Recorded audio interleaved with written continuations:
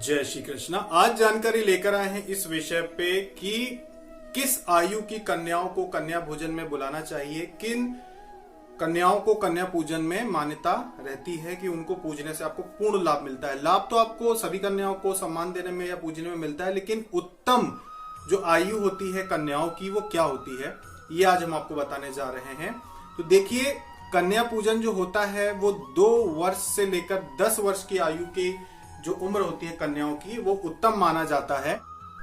इसलिए यदि कन्या 2 वर्ष से कम उम्र की है, 2 साल से कम उम्र की, 2 साल से छोटी अगर कन्या है तो उनका भी पूजन जो रहता है वो उत्तम श्रेणी में नहीं माना जाता। और अगर 10 वर्ष से ज्यादा उम्र की कन्या होती है तो उनका भी कन्या पूजन जो होता है वो उत्तम नहीं माना जाता, वो उत्तमता की गिनती में नहीं आता। तो 2 वर्ष से 10 वर्ष के बीच की जो कन्याएं होती हैं इनको कन्या भोजन के लिए बुलाइए, इनका पूजन करते हैं आप तो उसका आपको पूर्ण लाभ मिलता है।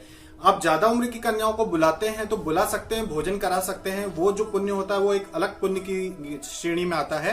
लेकिन कन्या पूजन का जो पुण्य होता है वो मात्र 10 वर्ष की आयु तक की कन्याओं के रूप में ही आपको प्राप्त होता है। साथ में ये भी बता दें कि जो कन्या पूजन आप करते हैं उसमें कन्याओं को जिस तरह से आप उन्हें हाथ में कलावा बांधिए, उनको चुनरी उनको दीजिए, यानी कि वस्त्र देने का विधान है कि वस्त्र चुनरी आप उनको दे सकते हैं, उनके पैरों को आप रंग सकते हैं, उनको आप भोजन कराएं तो उसमें मीठा अवश्य आप दीजिए कन्याओं को, क्योंकि ये सभी जो कन्याएं होती हैं ये भी देवी का ही रूप है। वैसे तो प्रकृति की हर जीव में देवी तत्व मौजूद है आत्मा के रूप में, लेकिन कन्याओं में विशेष तौर पे जो देवी बल होता है वो तत्व ज्यादा होता है, इसलिए आप इनका पूजन कर सकते हैं कन्याओं का। बहुत सारे लोगों को देखा है जिनको भी राजनीति में आगे बढ़ना हो, जिनको भी व्यापार में बहुत आगे पहुंचना हो, यानी कि ऐसी चीजें जो कम उम्र में या समय में आपके जीवन के कम समय में मिलना चाहिए। जैसे कि आमतौर पे व्यक्ति सोचता है कि भाई मैं 15-20 साल में राजनीति में एक अच्छा स्थान पालूं या व्यापार में एक अच्छा स्थान पालूं, तो कम समय में जब आपको जीवन में बड़ी उन्नति चाहिए होती है तो उसके लिए आपको कन्याओं का पूजन करना चाहिए। बहुत सारे जो लोग हैं, बहुत सारे ऐसे नेताओं को देखा है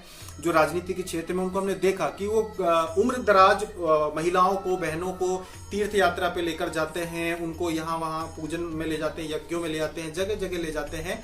तो इससे जो फल मिलता है वो मृत्यु के पश्चात मिलता है। इससे आपको पुण्य मिलता है, अक्षय पुण्य मिलता है, मानते हैं वो पुण्य मिलता है, लेकिन वो अगले जन्म में या फिर मृत्यु के पश्चात जो आपकी यात्रा होती है दूसरे लोकों में जाने की, चाहे मोक्ष की हो चाहे आपके प्रभु के लोक में जाने की हो, वहां उसका पुण्य मिलता है जब आप 10 वर्ष से ज्यादा उम्र की कन्याओं को या महिलाओं को या बहनों को अगर आप कहीं लेके जाते हैं या उनका पूजन करते हैं या फिर उनको तीर्थ यात्रा पे ले जाते हैं तो उसका पुण्य जो रहता है वो भविष्य के लिए रहता है।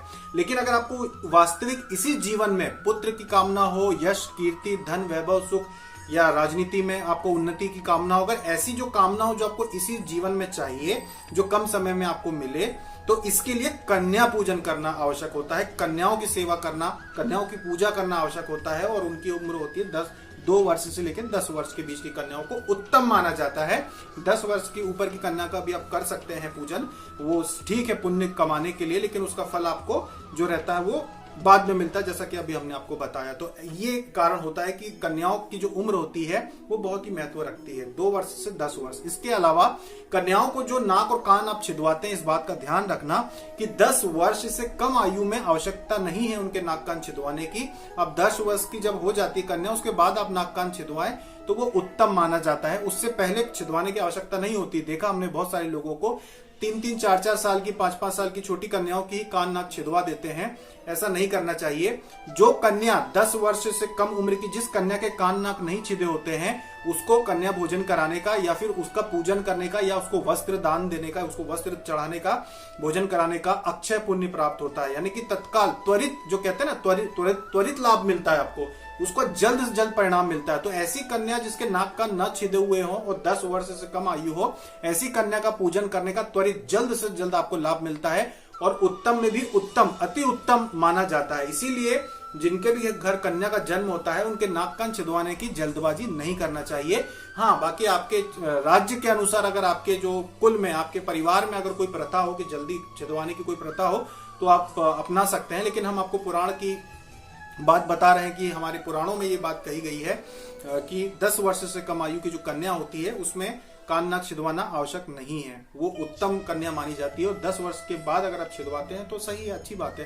पर 2 वर्ष से 10 वर्ष के बीच की जो आयु की कन्याएं होती हैं, इनका कन्या पूजन, कन्या भोजन अति उत्तम माना जाता है। तो ये थी जानकारी कन्याओं के ऊपर। अभी तक के लिए इतना ही। जय श्री कृष्ण।